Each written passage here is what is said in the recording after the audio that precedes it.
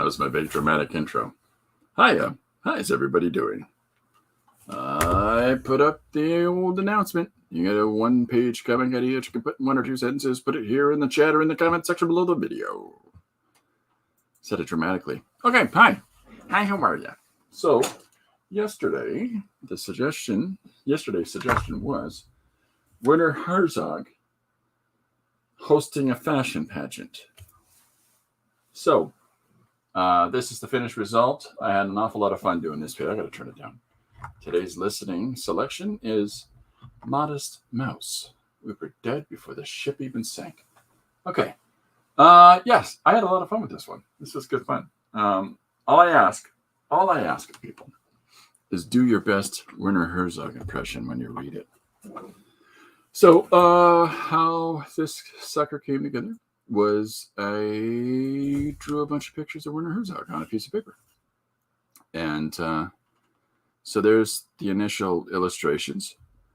And I scanned them. And I did that with them. So it's a lot of moving around of items. And using those different elements and putting those together in the page. And then, going about creating the artifice of comic bookery. Yeah. What is that? Using yourself in your comic? What, like self-inserts? No, likenesses. Not necessarily your likeness, Frank. Although I have an entire book called Stream of Conceitedness that I'm releasing this year. And yeah, the main character is me. And I give him a really hard time.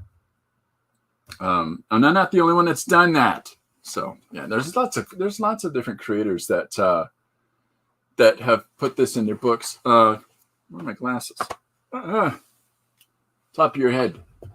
Trondheim, Louis Trondheim. I think it is. It does. No, it's not Trondheim. It's looking up his name. Killhofer. Killhofer does it. He's in all of his comics, and he's in all of his comics. So he does it. And then there's a comic that is. I'm trying to see what the title of it is. But it's basically an entire book of pages, a entire book of small bits of a guy getting killed.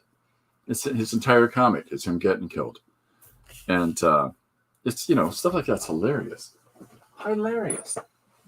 It's called Scott Koblish: The Many Deaths of Scott Koblish. So there's lots of people that use their own likeness of books. No, what I'm talking about is other people's likenesses. Because some people are like, you can't put real people in comics. And a lot of these one-page suggestions that people tend to lean hard into, suggesting characters that exist, like as actual people. Do a Christopher Walken thing. Do a Werner Herzog thing. And that's fine. That's fine for me. I hope I do somewhat sufficient likenesses of them. But, yeah. So that's the original. Into the pile. Baby's with me today in the studio, not Corbin, which is making Corbin 6 feet over that way really jealous. Okay, so today's suggestion comes from Mr. Paul Pate. Maybe tomorrow I'll draw another character, but until tomorrow, oh my God, everything is going to have a little hobo reference in it, even in the phrasing. Until tomorrow, I'll keep drawing myself. Anyways, good afternoon, Philip. Okay, so, the first thing as always is if you have a one-page comic idea, Frank's got a stream in an hour. Ooh, all right. Today's presentation is famous historical characters in a boxing contest. Yeah, so with that in mind, I'm going to miss the first part of your stream there, Frank, because I go for an hour and a half.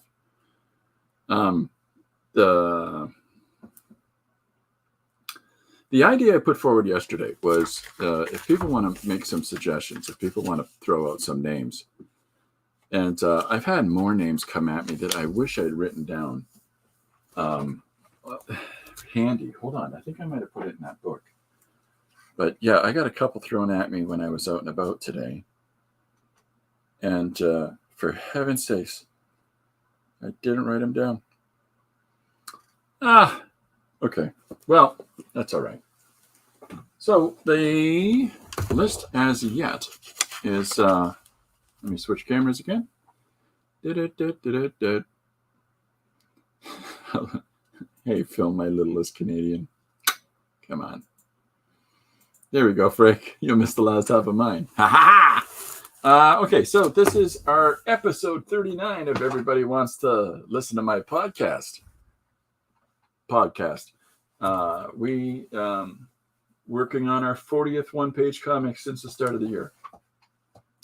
I've been trying to keep tabs on my level of productivity, and because there's X amount of things that I need to do in the mornings before I sit down to do the one-pagers, and that includes I have to structure meetings somehow as well as working on pages for other projects, which is a tricky balancing act, but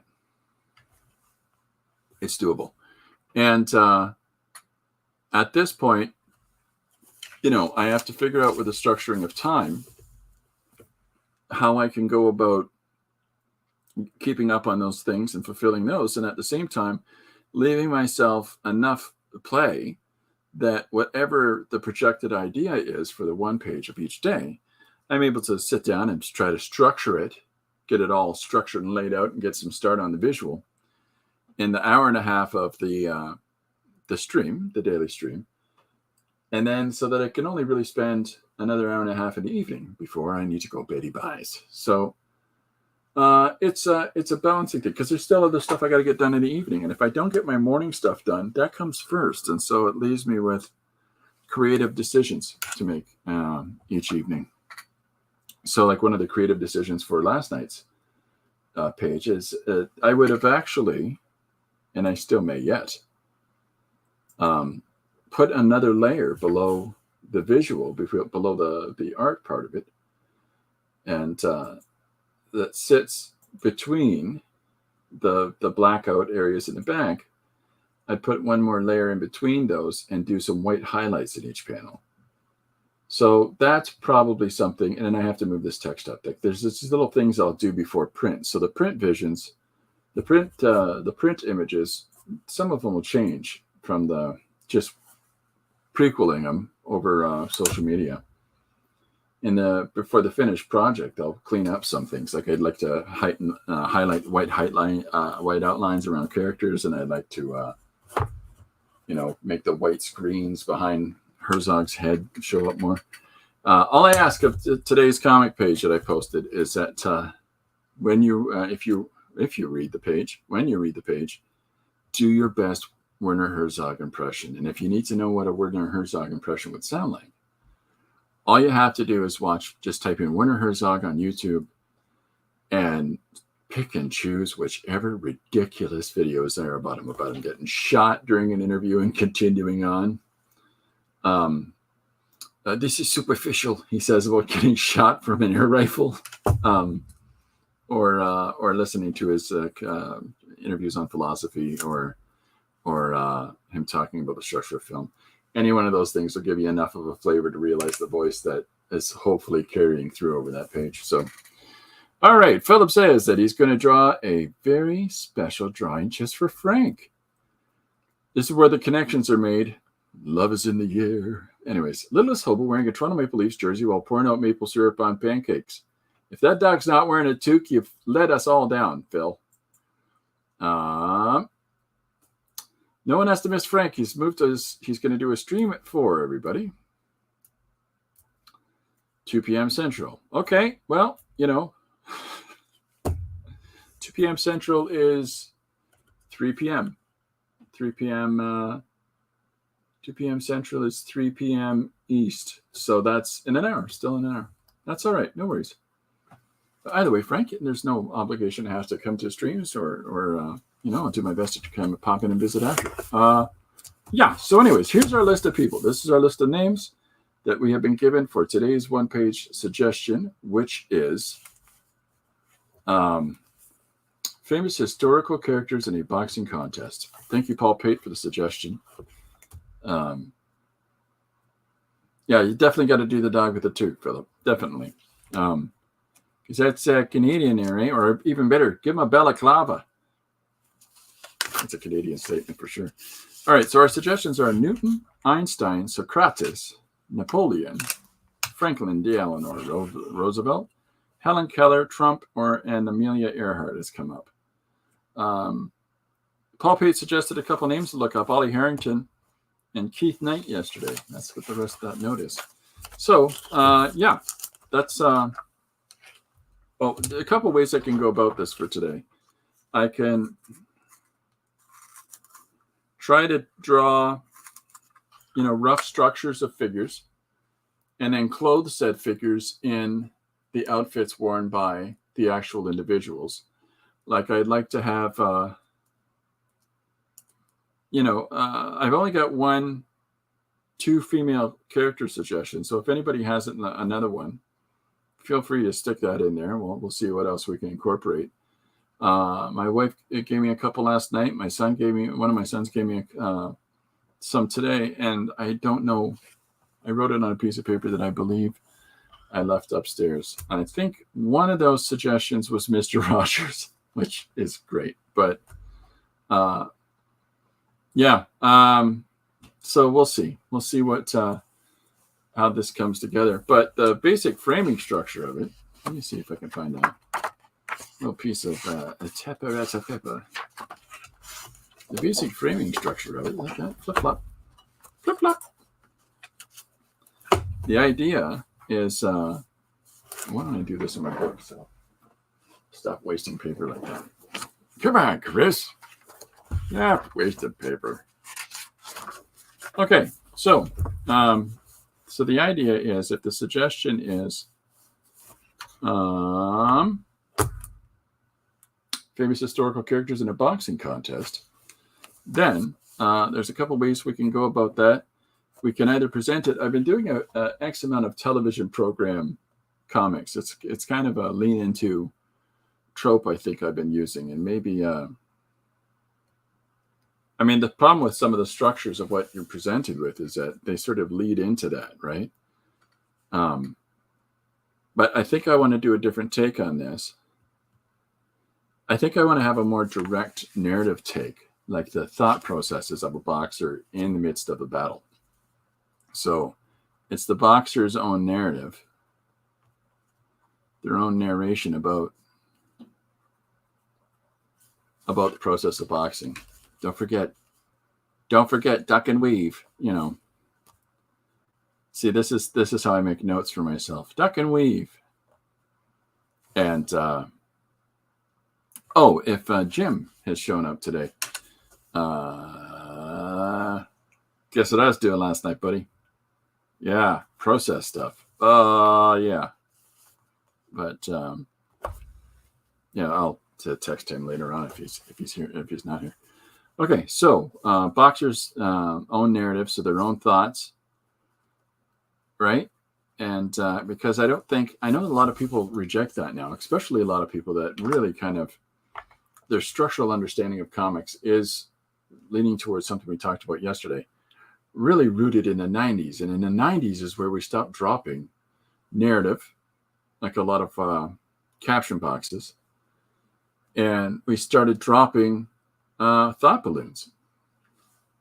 These are 2 parts of making comics that really add texture to our story. So if there's no reason to leave those out, it's just some sort of thing that just started happening more and more at that time period to drop those things and lean harder into dialogue. I don't know where that decision came from for some of the companies, but you can notice a real downturn starting with the early 90s of that. Anyway, so it's going to be thought narration from the mindset of the boxer. But I want to use, I'm leaning hard into, I'm not going to do Helen Keller. So if anybody else has another female suggestion other than Helen Keller, feel free to throw that in. I've got a couple other ones, but I know what one of the ones was. Oprah. I don't want to draw Oprah. She's a devil. Somebody else said use Trudeau. That's what one of my son's suggestion was Justin Trudeau, because some controversy that he was in an Iron Man comic boxing with him or something stupid. I got Trudeau coming up in another one-page comic about, stop listening to public figures because they think they know better than you. Yeah, controversial. Ooh. So we got the Duck and Weave, we got the Boxer's Own narrative. So the perspective on this would be, you can do this type of thing. Laura Secord. Okay, Laura Secord it is. That's a Canadian thing. Jeez Louise, is that ever Canadian? She's going to throw chocolates.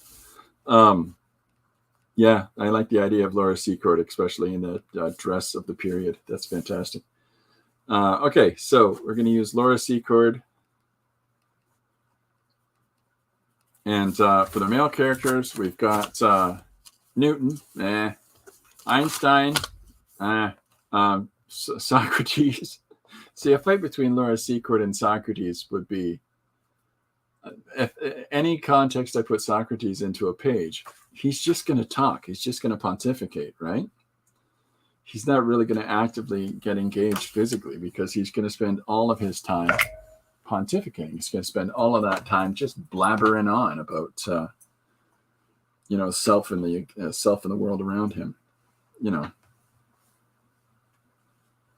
He did a paper on her in high school, Philip says. I think all of us had to do that. Characters in Canadian history. I don't think any Americans would have any idea who Laura Secord is. Just like we really don't know what Paul Revere got up to. He rode a horse and yelled at people in a village. British are coming. The British are already here, pal. Anyways. Yeah. Laura Secord's a funny one. I think that I'm trying to think of time and space. So were Napoleon and Laura Secord at the same time? No, not close. FDR, I don't think they were around at the same time. Maybe Einstein. I don't know. See, I don't know what years that Laura Secord was alive. Let's look it up. We're looking it up in the robot.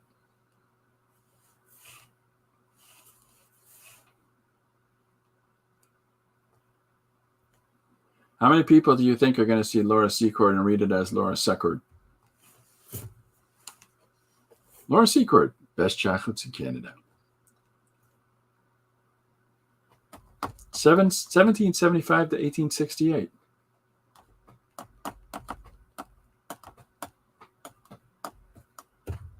Isn't that something?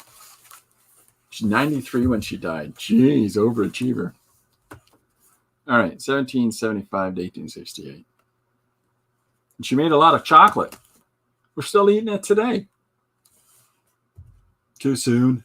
Anyways. Born in Ingersoll? Wow.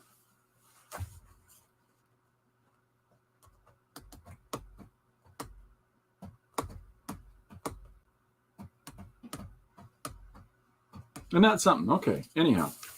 Ingersoll, just down the road there, Okay, so Laura Secord, and to have her fight, who we're going to have her fight? When was FDR alive?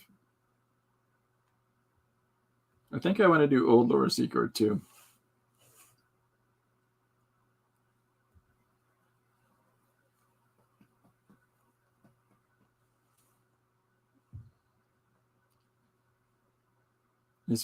The FDR, yeah, his life ended in a wheelchair. Okay. Now, other suggestions were things like Hemingway or the Hemingway Vonnegut. I didn't write those ones down. Yeah, Trudeau. I don't differentiate the Trudeau that's in office today from his father because this one's grossly unoriginal. So is his dad. Yeah, I don't know. Let's start with Laura Secord. Let's start it from there. So the idea is to structure it out so that it's her on the side of the ring big gloves on her hands. I'm going to make the gloves oversized. And there's a part of me that wants to draw this kind of cartoony. So I've got her with her gigantic boxing gloves on. And it will show her in her corner. And then in this ring, you can do it, Laura. And I'll just have her narration going over whatever is being said in the background. So it's, we'll cut in on a close-up of her as she's in her thought process. And then don't let this psych you out. Well, we'll have to change the word psych because clearly she probably definitely did not use the word psych. No, psych you out. And then we'll get a shot of her opponent.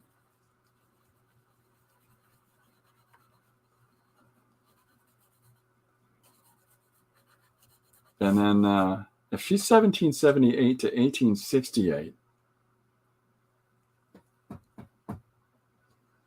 what year did Canada become a confederation or become a country? I should know this, being a Canadian.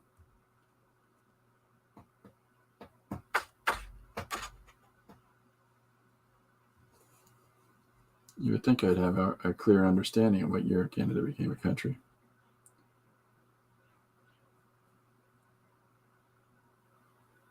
It's 1867, a year before she died. Ooh. Yeah. Now, somebody had said Lincoln. I could do a John A. MacDonald. That just confused all the Americans. During the War of... Thank you, Philip. During the War of 1812, she learned of American attack and walked 20 miles to deliver the message of the attack. There you go.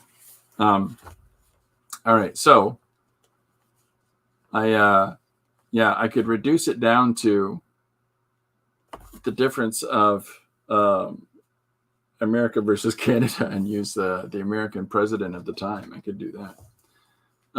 But anyway, so I'm going to have her person across the stage from her calling her out, or across the ring from her calling her out, and see where that takes me.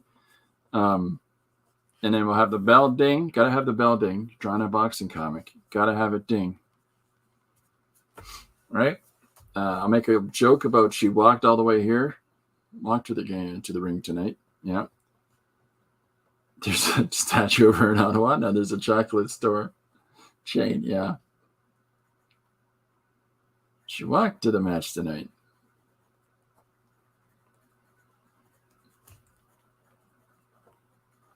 Yeah, and so the whole idea is no matter what's being said or what's being announced or talked about around her, the whole idea would be, yes, they are good chocolates. The whole idea would be to focus instead on her narrative to herself, trying to build herself up. So, and ding, ding. So there's the bell. And so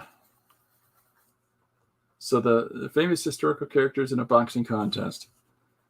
So the idea here in the big punch, get it, line, is for Canada.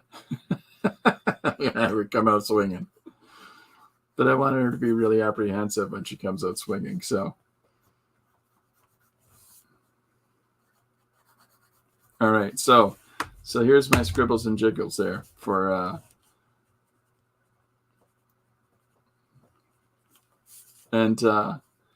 yeah, I'm going to have some fun with this because I'm a raging lunatic. I still haven't decided on who she's going to fight. It's got to be an American, though. It's got to. She's got to put one of them Yanks in their place, right? So a couple of the images that I want to get together in this is I'm just going to get right down to it. I'm enjoying just drawing random shapes on pieces, like random parts of the drawing on pieces of paper, and then assembling them in the through the scanner, assembling them into pages from that point, because there's real benefits to that I can do all kinds of alterations and modifications, but still I'm trying to make sure I have all those images set on the same piece of paper. So there's a couple things I want to get together, though. I want to have,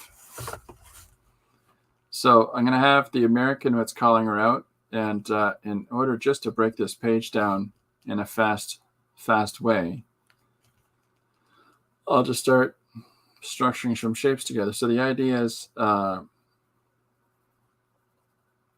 whoever it is that she has to fight, and, you know, going to have them in a fine physique,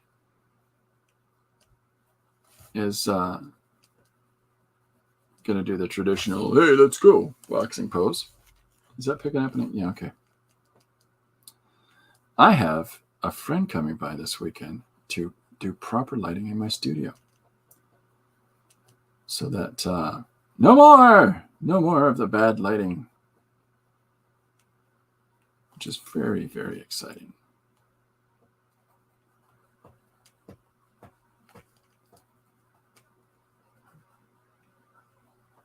So here's her competitor. Really over exaggerated those boxing gloves.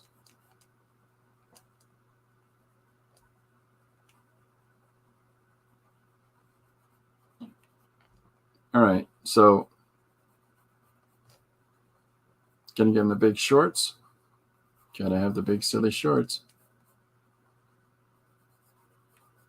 Okay. And like spread it Kimball. Anyways, so other elements that we want is the bell is going to be about here, and I want to have a big image of her as with a hesitation in her boxing style. I want to have her come in sort of a thing. Because it's Laura's secret, man. We don't know that she was a professional boxer. Maybe we do. I don't know. So this is it's one thing to come into a page fully formed and fully planned. It's another thing to come in and wing it on the fly. And so by trying to come in and wing it on the fly, I think it leaves for an opening for a lot of opportunity in order to explore some possible ways that we can take this.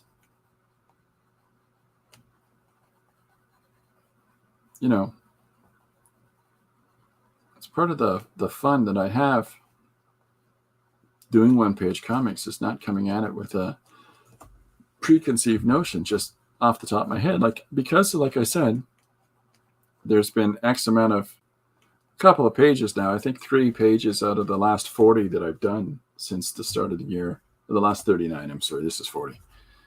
There's about 3 pages that are, you know, based as television shows to try to, you know, capture hold of different ideas of how ridiculous would this be or how ridiculous would that be. But the thing of that is that I'm not doing a book about silly ideas for TV shows and just one-page comics, and so I'm gonna put that structure away for the time being and produce enough pages that I don't have to rely on that as a story idea. And sometimes it's necessary to do when you're trying to come up with different random thoughts in your creative process for the shorts that you're doing. It's important that if this is your fallback short, you got 2 options. You lean into it and say that, well, I'm the guy that does this specific type of thing, and own that, right? There's not nothing to say that there's anything wrong with that, right? But that's your thing. That's what the structure of it is it becomes less about, well, he does all these kinds of adventures, or he usually does this adventure or some other ones, is what it becomes. So, heck would this be shaped? I guess it's trying to think of boxing gloves.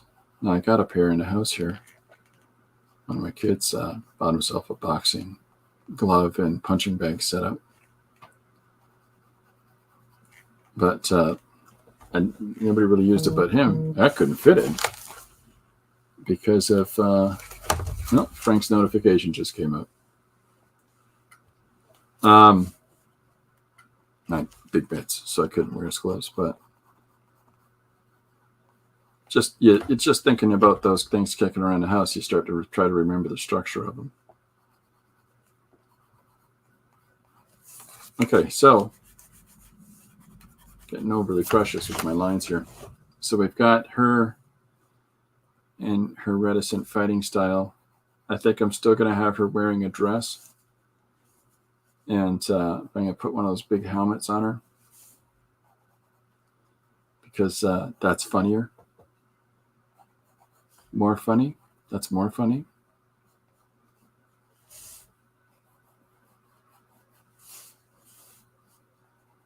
With the very modern boxing helmet style.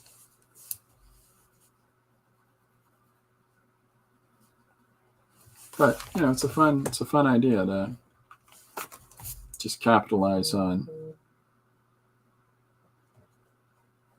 the silliness of a thing, right? Because it's important that Laura Secord boxes in her fine dress wear. And then whoever she's going to fight, they should be wearing whatever their outfit is. Now I've drawn the person as though they're shirtless, but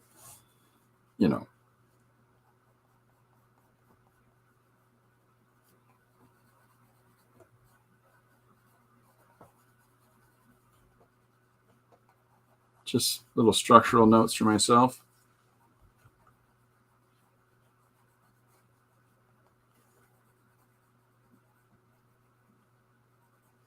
Okay, so what are some of the other elements that we got here in our sketches? There's the bell, ding, ding, right? So and the little hammer on the side. Now that roots to the base. That's pretty straightforward. Clean those lines up. And nice place for a sound effect. I love that sort of thing, of incorporating those other visual elements. So we'll definitely have some space for the ding, ding, right? Here's him calling her out. This will be a close-up of her. Maybe I'll have her. I think she's got to wear the helmet the whole time, personally. And I think that it might be fun to talk about her as having no affiliation with the chocolate company, but here fighting on behalf of Canada. Now, of course, the counter to that, and with the American thing, it would be the opposite boxer would have to be the Russian to the American one. But I don't know.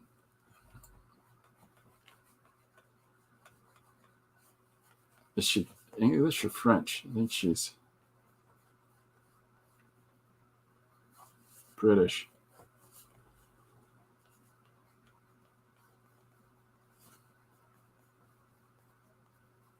So seldom do I ever just do this rough penciling like this of putting shapes in. It's not really my style of when I'm working on a page or approaching a page.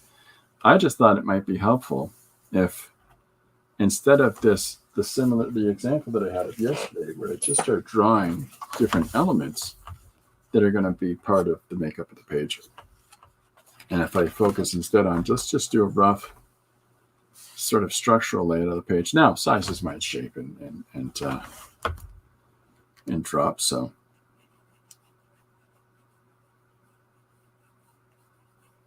There's my fact-checking cuz. Hey, she's definitely British. Thank you, Philip. Do you know what that reference is for from Philip, the fact-checking cuz? There's a song by a band named Pavement.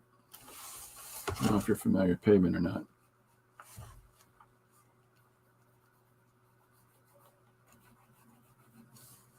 But the lyrics in that song are, "What is with the voice of Geddy Lee? How does it get so high? I wonder, does he speak like an ordinary guy?"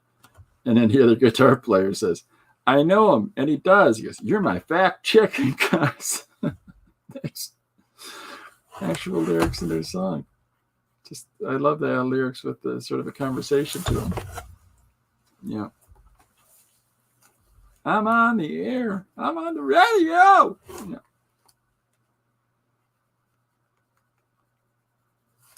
So there's that same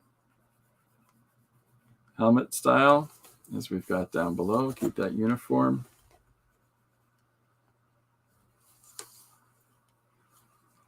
And maybe I'll have her doing the whole punching her gloves together in front of her.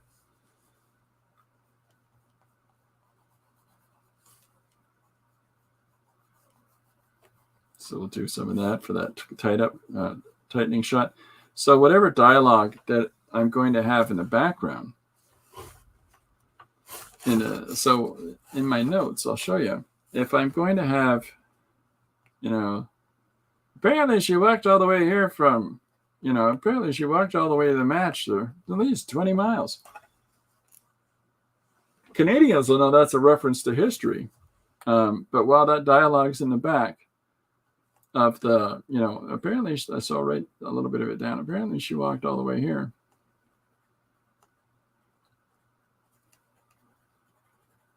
And then at least 20 miles. And so I'm fitting that dialogue in behind.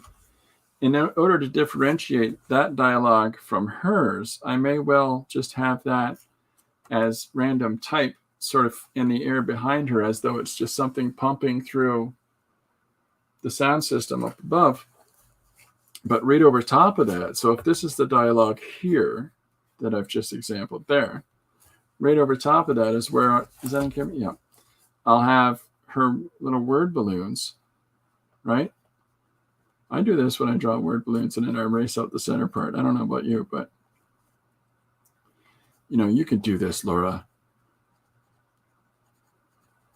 Like just doing thought balloons so that we know that inside of her head she's having this confidence building, getting ready for the fight. He doesn't look that scary. One of those Yankees, they'll get what's coming to him. I don't know. So, not that I don't love all of our American brothers. I know that technically Frank wants to be one of us, the greater good. But that's not because America bad. It's just because Canada's so cool. I got to make sure I put Laura in red and white, and whoever she's fighting is in blue. So, okay. And just got to check something while I'm doing this. Hey, am I in a good place? All right, good stuff. That's ooh, look at that. That is, I have a sensor in my arm, and so I can tap my phone to the sensor that's in my arm, and burn. I have a sensor that's in my arm, and that sensor is it's got a needle in it that's stuck into my arm. And so I can just tap, because of a program in my phone, I can just tap that sensor and it reads what my blood sugar is. All right, team. Ho, ho, ho. So I want to have the other boxer. Now, I think I need to switch this up a little bit, because I want to have the other boxer leaning in as though he's going for that foul blow, aiming for the center of the body on Laura Secord. So what is Frank saying? You have that new blood sugar machine? I am a blood sugar machine. It's just a little circle with a needle in it. You just plunge it into your arm, and then every 2 weeks you plunge it into the one into your other arm, and 2 weeks later you plunge one in an arm, and that keeps you having to prick your fingers 26 times a day. So I want him have the male boxer just leaning in for clearly an illegal hit, It's a probing. Well, it's not necessarily that it's a clearly an illegal hit, but he's clearly not being very gentlemanly. Frank says, I've heard of it. It's magical robot stuff that we Canadians have here. You Americans have it as well. Even you Yankees. So, yeah, so there's not a lot of boxing going on in this story about a boxing contest. It's important in the course of making a one-page comic. You have to pick one key moment. Oh, there you go. Oh, Malcolm, I hope everything's going okay. I hope you're doing all right. I keep having to request more strips. Is that the testing strips, Frank? Yeah, it's natural to run out of those. It's natural to run out of those suckers, that's for sure. This just saves me from having to have all the testing strips. The problem is the cost is somewhat prohibitive, and I'm pretty sure it costs more down there than the amount that I have to pay to have a sensor. So, but yeah, I got old strips. If you want them, pal, I'll mail them to you. They'd have to work for your machine. There's not a lot of boxing going on the page, but what I was saying was you got to choose a key moment and got to choose the right point in a narrative. There's two ways to approach any storytelling. There's one, you pick a specific time, or and what I mean by a specific time is like in the Werner Herzog piece, this is clearly his opening monologue that I wrote today, right? So, well, I wrote last night, but it's clearly his opening monologue introducing the show. That's why it ends with, we begin after these corporate brand product commercials, right? So that's its moment. Now, the previous page that I did yesterday is a YouTube channel advertisement for streaming that just has little snippets, like snippets of the interviews, then the documentary interviews that the characters, would be intercutting through the entirety of this documentary. I have to go, but I'll be back. Maybe tomorrow. Hey, take it easy, Frank. Thanks for hanging out, buddy. Good to see you. Good luck with your stream. The page before that, the heavenly page that I did of Crawford and Bowie and Rasputin. Heavens, he's still got another little little hobo dick in there. So Frank's got to get moving on. Here you go, Frank. Till tomorrow, Toronto Creative Cast, my home. Heavenly as a page, the key point in time there is the introduction of the characters to one another. But then it jumps to the start of this surreal moment of the David Bowie and Rasputin riding off on a burrito, doing the dance moves from Dancing in the Streets, where the music, the song that David Bowie and Mick Jagger had done. But looking back on a lot of the pages, editorially, there's the snippet pages that also have the specific actions of a course of a story, or like the Tom Cruise one had that, or just a free association of something, like the rounded joke of the complex deep think page of the Monkees was to put forward the preface and then give such a ridiculous response to it and leave it as that. So it's just like a joke. It's like a single joke page. But all of these different sort of framing devices that we utilize in order to tell one-page stories, you really do want to shake it up. Like the vampire testimonial trying to get kids to brush their teeth and giving them toothbrushing facts is more what I would call the editorial style. So whereas this one is a specific action moment. So, and this action moment that I've chosen here is Laura psyching herself up for fighting. because my initial thought, of course, is having the announcers going, here we are, ladies and gentlemen, we've got the fight of the century between so-and-so and so-and-so. But again, that's just another one of those broadcast type things, whether it's television, radio, whatever it is. And we've done enough. Pardon me yawning. Been a busy day. But we've done enough of those. So, caffeine free, that's pointless. Anyways, so with our structure that we've got laid out over here, this means that I need to have, on this side of the page, I need to have a full body image of Laura with her absurdly large gloves. And in the approach to this, I do want to cartoon it up, right? So the thing about laying this out in camera on the show is that I think the biggest challenge of doing any comic pages, and I hope that anybody that dials into this picks up on the benefit of this, is that the problem with doing any comic pages is that the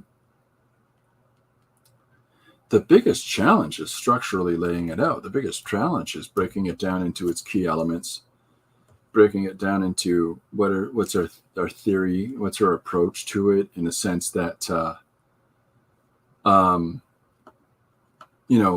are we going to do it in a traditional square block pattern structure? Are we going to do this with overlapping images? Are we going to do this, upright as opposed to landscape, like portrait as opposed to landscape? Or, there's just so many considerations to take at the front of it. The clearest, easiest decision I've made is by choosing to do it landscape, first and foremost. But then there comes those secondary elements, like what is the story moment? And we've chosen that. What is the stylistic approach to it? And what I mean by that is how am I going to go about doing it? In what methodology am I going to do it serious? Am I going to do it comedic? Am I going to do it really just very little text or anything else, just pure action? Am I going to do it there's actually no fighting, it's just two people sitting across from each other in a ring on chairs? All these different sort of engagements that we can do with our story is the next part of the consideration. And then the third one is the visual style approach to it. What I mean by the visual style is, am I going to try to draw it cartoony? Am I going to try to draw it highly realistic to the best of my ability? So it's like there's these stages of considerations that we need to make along the way in that creative process. So maybe at some point I should be breaking these down on a piece of paper for people. I don't know. But I can make a note of it in here. So the first one itself is the concept, right? What's the concept itself? And then 2, what is the approach to the story, to story? Is it a moment? Is it an editorial? Is it whatever, right? So moment, first person, or third person narrative. Is it got like an editorial timing? Is it editorial or scene, right? That third thing we want to figure out. So those sort of questions that we ask ourselves. One is a concept. Concept's easy, especially in the context of the one-page comic suggestions. It's largely easy for me in that regard, because somebody has said, blah, this is the concept for the next one page. Here's my suggestion. But when I talk about my having to think on the concept part, I have to take that suggestion and turn it into an angle on it. Like what's the immediate thing that pops into my head about it? Then we break it down to our approach, right? And then the third thing is visual style. So that sort of stylistic approach. Am I going to be cartoony, and am I going to be realistic? So cartoony, realistic, right? So then we got those. And then we start thinking about not just the visual style, but from its initial idea of what kind of way am I going to draw this or do it. I guess I'm trying to think of how I would call this, but maybe like a page visual, like a page visual approach. And so what I mean by that is the other elements. Where am I going to put the title? Okay. how am I going to text, right? And am I going to differentiate the text? So like in this one, my decision here has been to have the narration not be boxed or anything, but to be free floating letters that are in the background behind her immediately, because we don't need to know everything that's being said, because what our focus is on the thought balloons of her going, come on, Laura, you got this. Look at him. He looks like a creep or a cretin. Like, I'll try to figure out some terms of the day, because she was alive from 1776 until 1867, 1775. I blew it, Phil. So when I talk about where's the title going to be placed, how am I going to approach the text? Word balloons or no, all of those little different aspects is that fourth one. And, that's pretty much the gist of those things. But all of those things are kind of, that's the thinky stuff that we need to do along the way of making the page. So, when I think about any one of these specific one-page comics, that's the stuff that I'm rooting through in my head. The rest of it's just finished drawing. The rest of it is just, okay, well, now I'm going to do it. So I realized that with this image, right, I need this guy's, well, this is a ridiculous way to do it. I'm just going to move her over. So I'm going to have her, so the bottom panel is going to be a panel that superimposes itself so that it comes out of here. So we'll box this, but we'll leave, and then the base of the box of this, part of the physical anatomy of the characters in the foreground can peek into this box. Not into that box, but this box. And the reason for that is that makes your eye go from here to here, and we can move that around with the text connecting. And then when we go over to this panel, and it's got a little bit of a bleed in from the image down below, coming into it, your eye automatically goes down here. So, but if I have him saying something here, and then I have the bell there that goes ding, ding, then your eye will follow that text to that text. So again, these are the sort of little thoughts, little considerations along the way that structuring those together is really how we break down that page. And then, then it comes to, all of the other considerations, your artistic considerations. That's where it's just pure playing at that point, because you've roughed out the meat and potatoes, and the meat and potatoes is building of structure. So once you can figure out these different key points along that way, so I'll move that over so you can see it. But once you figure out this sort of rough little scribble to the page, and the idea of, the other boxer taking a poke at her, rather ungentlemanly, trying to immediately jab her in the stomach. So once you figure these things out, then it just becomes the flourishes. Then it just becomes the how do I express it? You put your stamp on it. Whatever flowery, colorful language we want to use about it. It's that's your stylistic choice, your stylistic approach. So I don't know. I think that the first panel, the idea is, come on, Laura, is that's a fun title. And having that in a word balloon, as though she's thinking it to herself, come on, Laura. The emphasis of that sort of instigates that thought process, that the fact that her narrative is internalized. So by using that as our title, making that a little bit bigger, and we have the fun action. Sorry, I'm doing that off camera. I apologize for that. And so we have that fun action of having this text in a word balloon, establishing the differentiation between her thought balloons and the open-faced, no ballooned narrative, and or just whatever language is being said in the background, whether it's announcers announcing the start of the fight, or if it's commentators, or it's the crowd just chanting Canada, all of that will be open-faced. Will just be the letters themselves with a nice outline from another color. And hers will be contained. But it's really hers that we want to focus on. So that's it. That's the gist. That's the meat and potatoes. Let's get doodling. If anybody has any thoughts or questions about some of the things that I've just said, talking about Canadian healthcare or whatever else. So there's my rough noodling idea, right? Good question, Philip. When you're laying out the composition to lead to the viewer's eye through a comic page, do you also take color into consideration? Yes.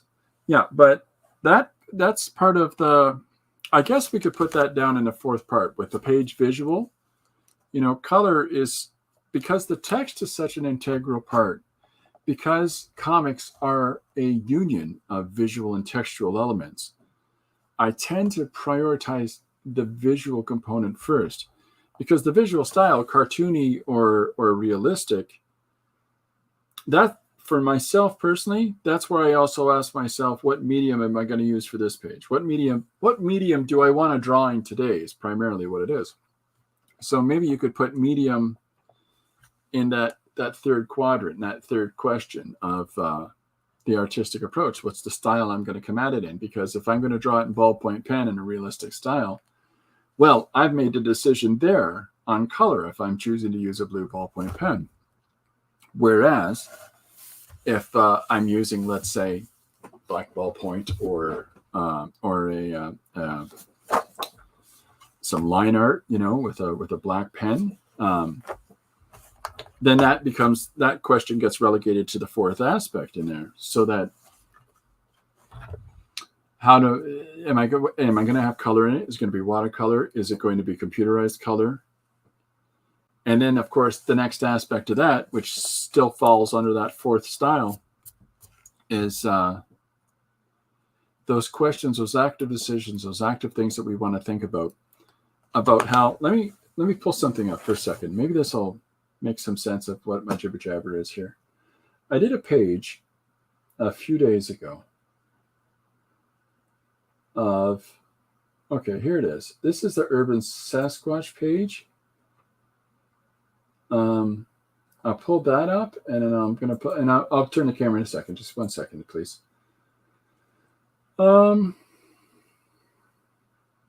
Just looking for another example where I've done this of late. Okay, I'm going to switch the camera up here.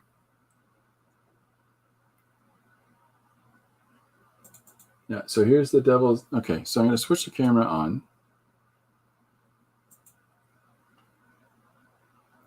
There we go. There's the devil's in the details. This is the one about my roommate is a devil.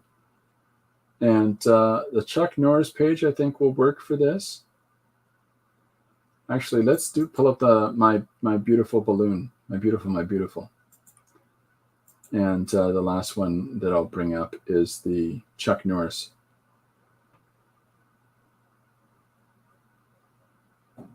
Yeah, okay.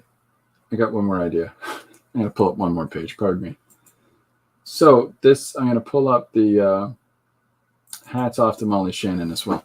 Okay, so one of the things about color, there's a diffused purple in this page. You're harmless. Okay, so there's a saturated purple from the purple value that's in the background. And this lighter purple, it still uniformly works its way through the image because of the continuance of this value all the way across the page. It's another purple, but it's a purple. So that lines itself up there well.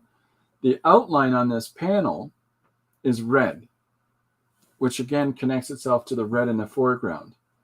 So these values in behind don't get buried because there's a continuing value that connects to the foreground image. But all of the volume of that value is in the foreground. So we can focus the intent on the foreground because of the fact that it's such a bright and contrasting value. It's such a bright and punchy color. But at the same time, because the text is in black and white, it steps off the background too. The elements that are in the background are still connected. You realize that lady is talking to our character in the foreground. But the thing that you're focused most on is the lettering in the black and white as an opposite to all the color and everything else. And the character in the foreground, who's the most bright and vibrant color. So those color decisions come in this regard in that stage 4. Whereas the Chuck Norris one, because this is all photo manipulation stuff, a collage there, the decisions that I made for choosing different outlines for all of these characters that are in the, as Chuck Norris is beating up all the models on stage, I specifically wanted to have different colors, but that are similar, they're following a similar value palette as throughout the image, so that if I've got this cream colored background, there's no cream colored outlines on people, but the purples, the oranges, the yellows, the outlines on Chuck is always yellow in this. But those other colors that are throughout there, the green, blue, the teal color that's in the text here from the one announcer is also around some of the characters. So it's like a continuance of these values throughout the entirety of the composition. And because the one announcer's color is close to the background value, it makes sure that it uniforms everything together and ties it through, but the other announcer's dialogue being in it's such an opposite color differentiates the two, but moves your eye through there so that you realize who's supposed to speak before each other. Because even when you overlap balloons, if they're both black and white balloons for dialogue, people still get confused by this, right? So there's benefit to that. What was next? Okay, My Beautiful is an example of the dialogue. What I did here was 2 streams of thought. One stream of thought is the dialogue that doesn't have a caption box around it is just actual reporting of the specific events that were going on at that time.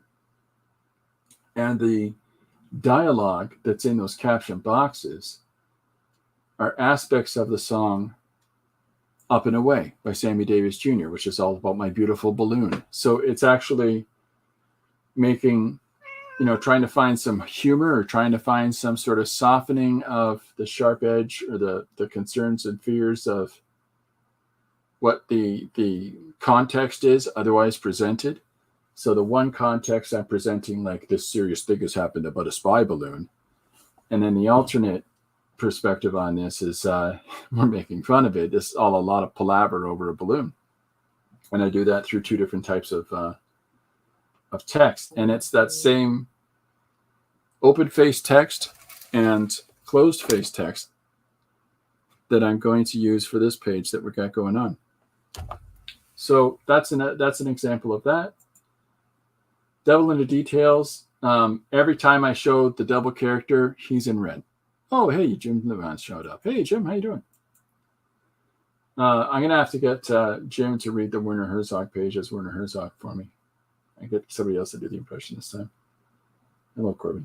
So there's the color choice part, Philip, about I take color into consideration in a different, when I'm working mixed medium, I think about, by working on different papers and putting the composition together to have different values, I want different emphasis on different things. And so the pink base for the different iterations of the human characters is one aspect, and the complementary color of the green base for the different parts of the apartment, the green in the laundry, the green on the piano, the green at the dishes, and the green in the plant, balances each other out. So hopefully that page isn't too overwhelming.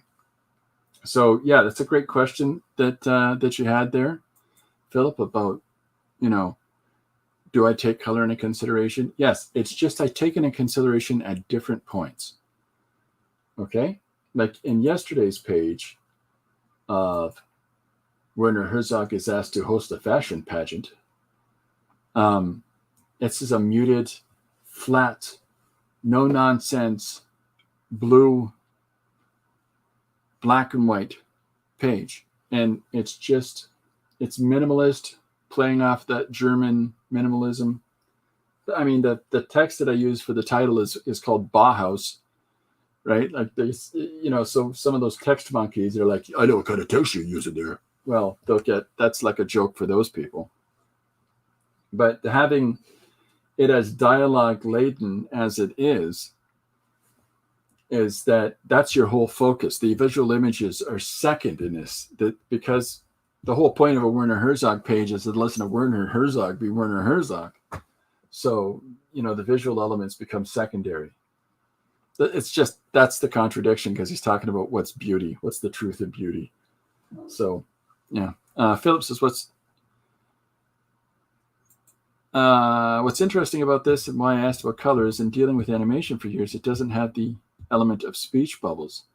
No, it's true. It's true. You have to, we learned a lot about the use of color to lead an eye through a scene. A lot of emphasis on it. But I think that follows suit in the comics. In the flat, two-dimensional, sequential images that are static on a page. It's the same thing. You need to move the eye through a page. And in the course of moving an eye through the page, you need to figure out what is the principal way that you're going to do that. Is it with the visual elements, and that the text becomes graphic element that's in the background, or a supporting element to the principal visuals of somebody flying through the air? I think that sometimes sound effects become superfluous at a certain point, because that's why I'll oftentimes write punch or kick, because it doesn't matter. I don't need to do an onomatopoeia of trying to make us actual vowels to make a sound, because in those in the context of where I'll have those in the background, I don't want you to focus on what's splash mean, and trying to sound that out. I really am not interested in the reader sounding out the sound effect. The difference, and even the similarities in dealing with comics, I'm finding interesting. I'm glad for that. It's you can have entire conversations about the graphic prepositioning of an image. Like it's one thing to say, this is the graphic element that I want. I want the poster to be this.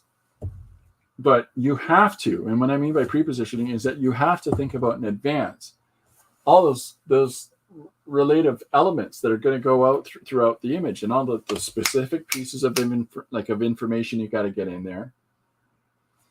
The specific image of information as its own, but the specific pieces of textual information that has to be around there.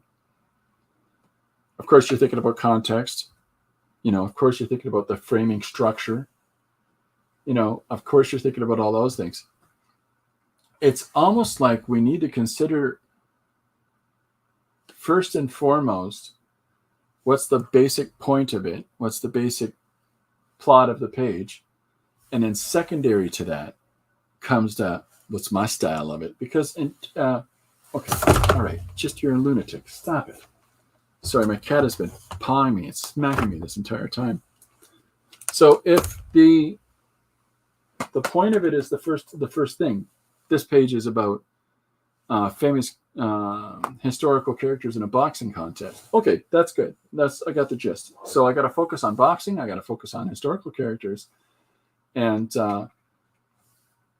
that's it. There's the specific context of it. But then the framing structure, or that second aspect that I wrote down about the approach to the story, and all of those elements of it. Is it going to be editorial and done like a synoptic sort of a way, or is it going to be conversational of two people sitting there going, "Oh, I don't know about boxing. I don't feel like it. Well, I can't even get these gloves on." Like you can do it a whole bunch of different ways, and you make those decisions then. It's almost like style has to be the last consideration, because in all truth and honesty, your specific creative style, it's going to come out in whatever way you work. And how I do this page is never going to be the same way you do this page. It's never going to be the same way that, let's say, Jim who stopped in for a second there, Jim's not going to do it the same way. Malcolm, who stopped in, wasn't going to do it the same way. All the different people that are looking at this same static idea of famous historical characters in a boxing contest. Okay, just get over it. So all of the different people that are looking at this point are all going to say to themselves, well, here's how I'm going to attack it. Recently, we did that page where the suggestion from my grandkids was Earth or Mars attacks Earth but fails at it miserably. Now, I probably got it wrong. And so their flight of fancy that they took off, their narratives that they spun out of that thing from, and then he gets big and he shoots a shrinking ray, and then this other guy, all of those tangents, that's their storytelling approach. That's how they're going about structuring the page. And then it becomes them, the way they draw. That denotes the aesthetic of the page. That's the way it sort of tells you, well, with that childlike enthusiasm that's applied there, or with that rough hand-hewn, choppy, childlike, unrefined drawing styles that they use, that sort of gives us a tone to the page as well. All those different parts of that makes it theirs. Just as the different, and then of course, when Philip did his version of it, that's a good jump. When Philip did his version of it, he came at it in a very fantastic, refined, cartoonish style. He looked at it from a different perspective about, I'm trying to, and Philip, please forgive me if I'm not doing it justice. I think it was blamed on Gary for it not working out.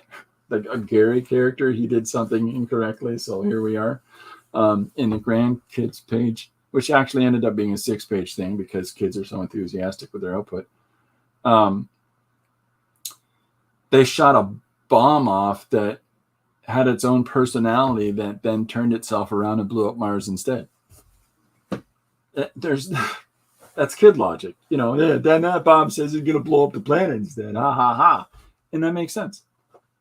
So there's always going to be different executions that different people are going to do. And stylistically, the way that person works, whether it's, even with the different medium that I use, stylistically, it's still me doing it. And so all of those thoughts, those frontline thoughts that I have, those all come into play. And so when I'm sitting down, I'm going to pull this back up.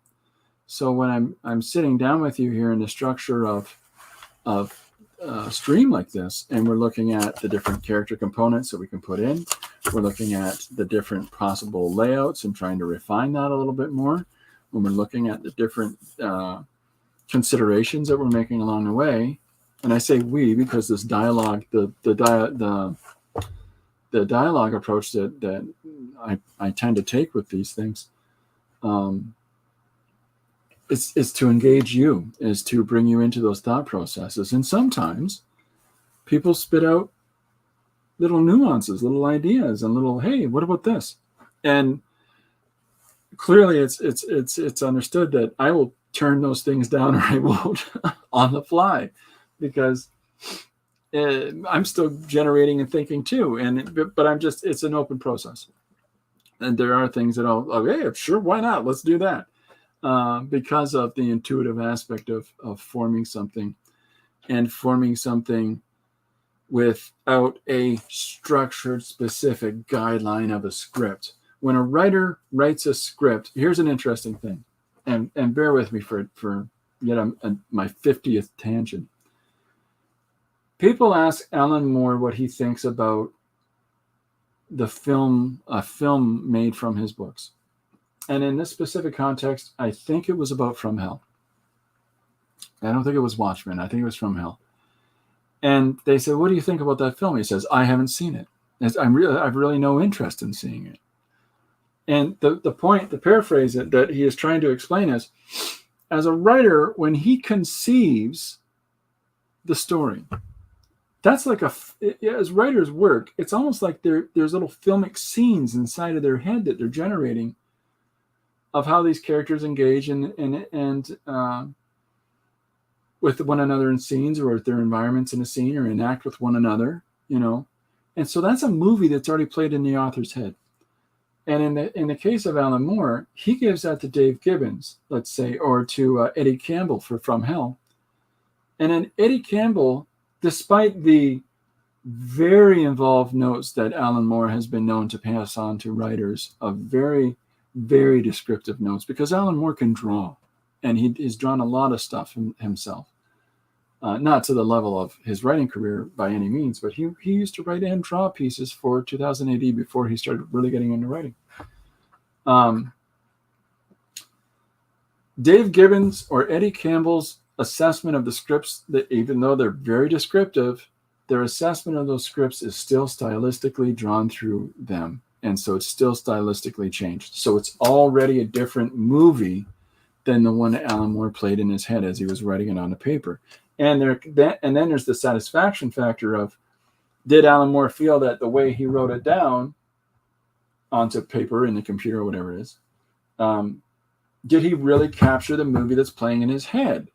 Did he describe it well enough? That's just the first hurdle for the writer to feel that the script that they've written is sufficiently the thing that played out in their head, the narrative that they constructed. And then the secondary aspect of that is they have to have the facility to divest themselves of the expectation of the outcome by giving it to the author, giving it to the artist and saying, draw this. And the artist might ask some questions. What were you thinking about when you wrote this? I don't understand what the hell you're saying. Or not.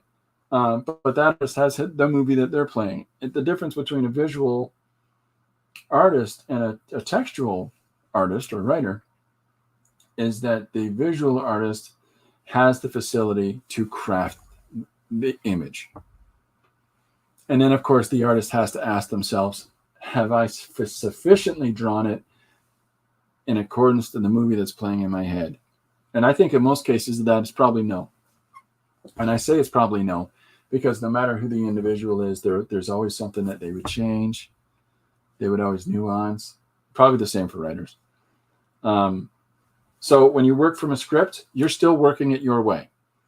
And some of those decisions that are in that script may not be the decisions that you would have made. And then everything from that point forward, you'll probably have ideas about the coloring of things. And if you're coloring yourself, bingo. If you got somebody else coloring it for you and they don't follow your notes, you're going to get something different. And they may have different modulations, different effects that they're putting on the coloring. So there's all these transitional and substantive changes that happen along the process.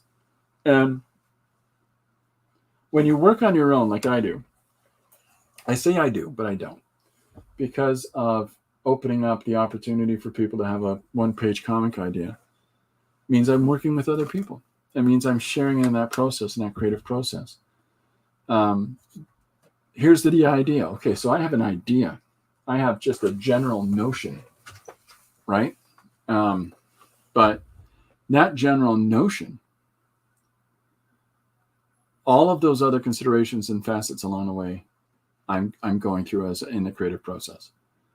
And so the thinky stuff that I talk about, these points that are written down on this piece of paper, the thinky stuff there is my structural way of putting that together so that when it comes to the artistic stuff, and I think that this is something that I've been trying to figure out a way to elucidate to others, to figure out a way to explain about when I start drawing, I just start drawing and it looks like I'm not making decisions. And Gary specifically, I think, Gary Hodges, go check out his channel, has I think tried to ask me some questions towards that part of process.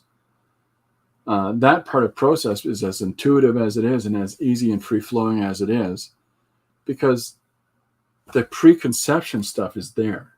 Now, it can be done quickly and effectively and efficiently, especially since you give yourself a limitation. And in this context, it's like a time limitation by basically turning out a page in 24 hours, in addition to the other work that I have to do. So really, it's like you're turning out a page in maybe 5 hours. Okay. So I have to be faster on my processes and thinking about those different considerations. So color is also an integral part of that. You know, all those little things that when you open up one of these how to make comics books, and it has all these different job tasks. An independent that does the ball of wax themselves, the whole shamil shamazel of it, an independent creator who writes and draws and colors and letters and all that stuff themselves, they have to consider all those different tasks, but in a weird kind of way. An independent that does all the different parts of it, you tend to think of all those different aspects of it interchangeably throughout the entire process. You sort of modify when you have these considerations for different parts of it. And so that's why I say there's a great benefit to, if I draw a page as static, if I draw a page as this is the specific panel shapes, this is the specific imagery for where it's going to be in the panel, the specific size and scale of this image in this panel as opposed to the image in this panel and the relationship therein. When I draw that as a flat image all contained within the structure of a single page, then that sort of forces me to have to stay somewhat locked into that unless I get a little editing going on in the after I've scanned it and put it into the computer. But generally, I'm finding great benefits out of drawing a page like I did the Werner Herzog yesterday, where I've drawn the key elements here on a piece of paper. And when I've scanned it, when I've put it into the computer, I can then modify, change the placement of where one panel is from the next panel. And the old school of a ruler and scissors, and you'd have all these different pieces of paper, and you could modify size without redrawing the same image. So that, again, another benefit to the inclusion of digital over traditional. I also, the microphone stand, well, I duplicated the microphone stand and put it in front of Werner Herzog in the panel where once it's exemplified about the microphone stand, let me see, I'll pull it up. So in this bottom panel, when I talk about they'll not be asked any foolish questions, and then I put the same microphone, I've copied it and put it in front of him so that he's, where he says, as host, I will sing no songs to you, but on the original art, there's no microphone stand there. So those modifications really enable us to do different things. So in this regard, for me, as a person who does a number of different parts along the way for creating every page, anything that makes it free form and fluid, I'm going to use. If it's a medium I want to use today as opposed to tomorrow, I want to draw in pencil crayon today. I'm going to draw in pencil crayon, right? It's just, and it also, that factors in that, I've taken X amount of time of drawing with X amount of thing in order to be able to have some modicum of ability to draw in those different things. But even the ones that you don't, who cares? Play with it and figure it out along the way. But no matter what different medium we're going to use, and no matter what different stylistic approach we're going to use, you can listen to different bands play different songs, and you can listen to those bands cover other people's songs, but you still know it's that band, right? Because, okay, Flaming Lips every year do a concert where they do an entire album of somebody else's. They've done Dark Side of the Moon by Pink Floyd. They've done they've done an Alan Parsons album. But it's still the Flaming Lips doing it. So despite the fact that they're covering the Dark Side of the Moon by Pink Floyd, it still has the voice of the Flaming Lips. It still sounds like the Flaming Lips.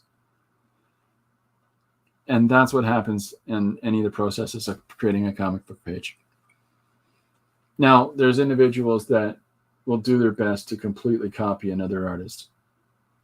Well, basically, and Scott Circlin on Circworks Art Lab, check out his channel. He said he asked recently, copying, is it okay to do? Lifts are okay. the Wally Wood reference was made in there. If you can copy, if you can borrow, whatever it is to make your process easier. That quote's actually specifically in relation to a really boring script you get from an uninventive writer, which is how Wally was feeling at the time. That's like the what is it, 32 panels or 16 panels that you can interchangeably use in different stories from bad scripts from bad writers. That's another Wally Wood thing.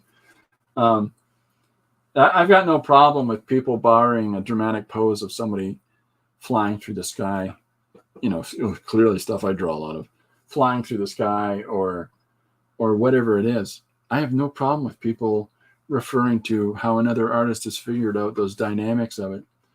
But I do have a problem with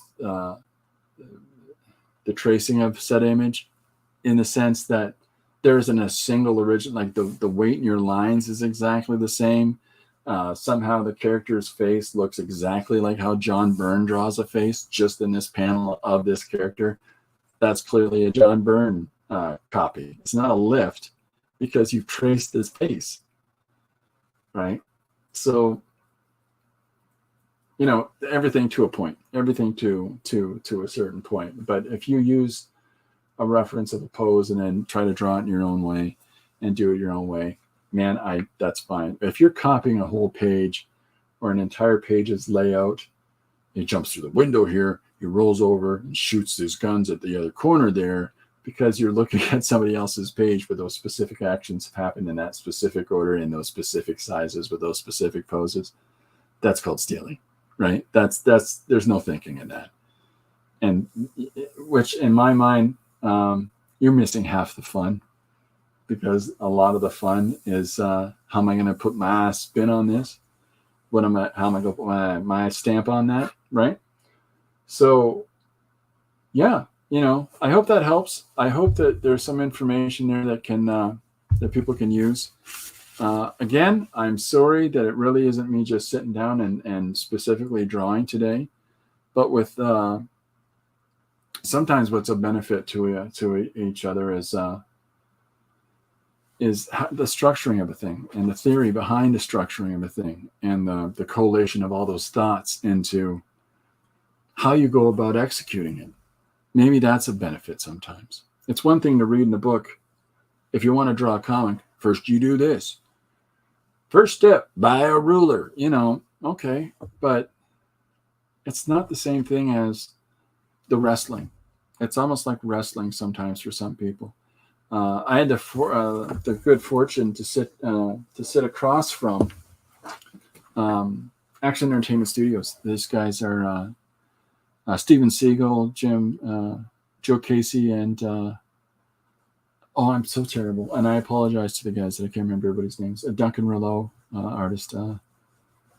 Yeah, I really apologize to the fourth part of that. I really do. It'll come up and I'll say it in an hour, and I'll be really angry that I didn't say anything. I'll say it the next broadcast.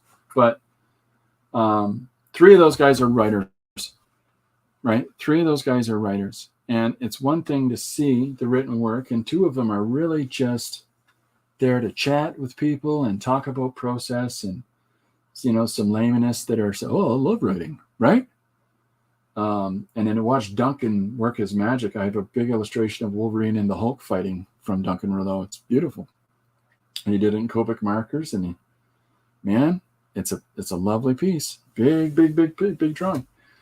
But Joe Casey was scrambling through his notes of the script that he had plotted out for an upcoming issue of X-Men, I think it was. And he had a red pen, and he's editing his own material and restructuring some parts of that story that he's written, and putting one part of it he cut here, and he put it in a different place in the order of the story. It's that part that I think is the most interesting. The different way that we go about making things. And so sometimes I'll talk about that. The planning and thinking process is interesting to learn about too. Oh, well, I'm glad you feel that way, Philip. And then Jim says, I love using reference. Got to be careful, though. It can be addictive. Oh, that's for sure. That's absolutely for sure. If you lean hard into, I can only draw prepared images. I can only draw from photos. I can only draw from looking at other people's comics. If you're going to have any level of productivity, and this is going to sound probably a little bit confronting, but if you're going to have any level of expediency in how you're producing your material, you're going to spend less time flipping through books and looking up reference pictures. And you're going to spend more time thinking about, okay, well, let me try to put them in this shape, or move their hand this way, or put their arm going that way, or, have them playing with a lint in their belly button, whatever it is, before you look for a picture of that. Because you got to get on with this thing, get this thing done and get it out and move on. So yeah, if you lean too hard into reference, you're going to be trapped in reference land. And over time, drawing that stuff out of the noggin is going to make it easier for you to associate stuff that coming out of your noggin. It's going to make it easier for you to associate what it is that you want to draw. So there's a lot to be said for this stuff. Okay. Well, anyways, it's 1:30. That's about my time today. I hope this helps. I hope this is of interest to people. I appreciate these ideas coming in. If anybody has any other one-page comic ideas, please feel free to send those along. I'll put this up here. Bingo! If you have a one-page comic idea that you can put in 1 or 2 sentences, put it here in the chat or in the comment section below the video. If this is after the video is done. The examples like to the comic that I put out earlier today was Werner Herzog is asked to host a fashion pageant. Philip. I'm surprised by that because there's a looseness in your line. Anyways, today's suggestion is famous historical characters in a boxing contest. And so our principal character in this piece is going to be Laura Secord. And then that'll be a nice, fun surprise maybe on Monday for people who I chose for her to fight with. It's going to be an American. So, yeah, because she'll say, "Full Canada," which means she's 92 years old because she died at 93.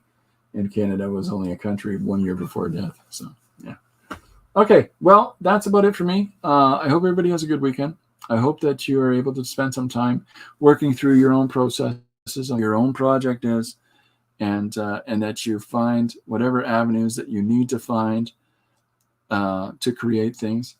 There's a lot of reference books that are out there on how to make comics.